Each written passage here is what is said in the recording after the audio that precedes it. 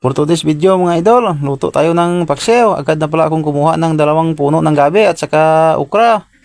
Ayan po ang ating ilagay sa ating paksiw na isda. At kinuha ko lang muna yung kanyang puno at ibilad ko muna sa araw. At ayan na po mga idol, pagkatapos kong bilad, kahapo pa, ilagay ko na yung kanyang dahon. Hindi ko alam kung anong tawag sa Tagalog yung linagay ko na ano yan, paklang. Sa amin dito tawag yan, paklang kagabi.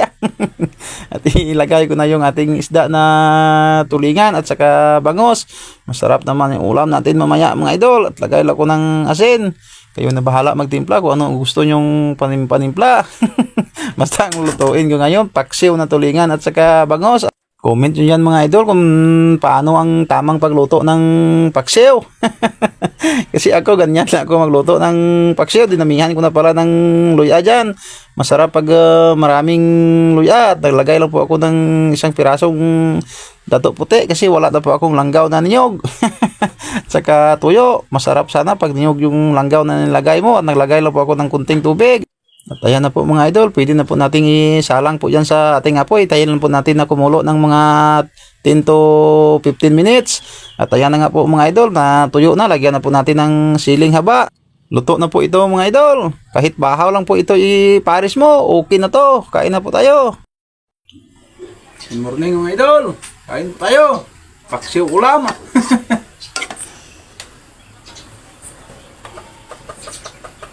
Amen. Atak mga idol. Paksiw na panit at saka bangos. May tosino. At inihaw na tamban.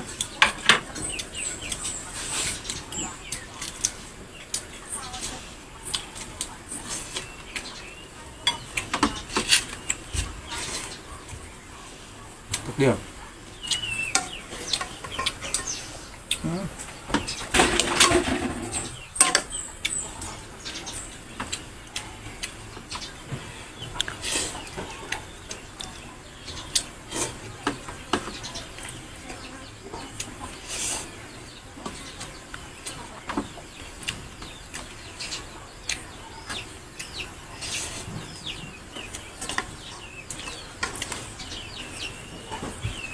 Lagyan ko ng dahon ng gabi.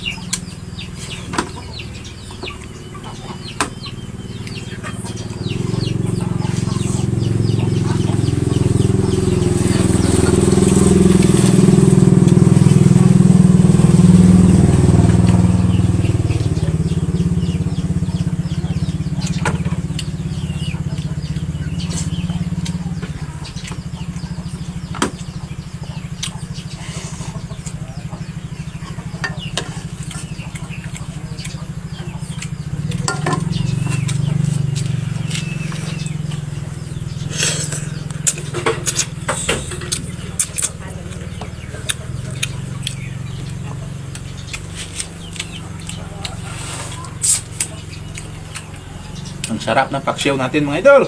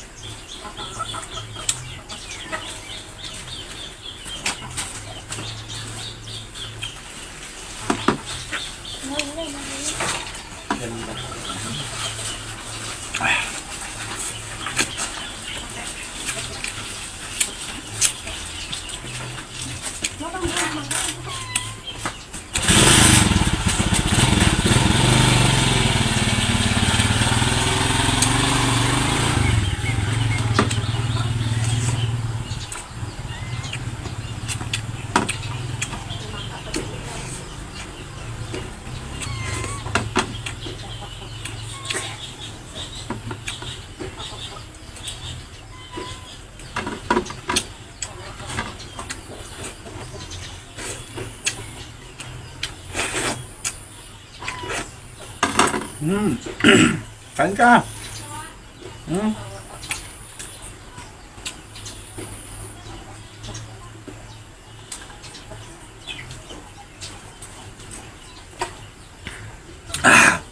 Busog na po ako mga idol. Bye-bye.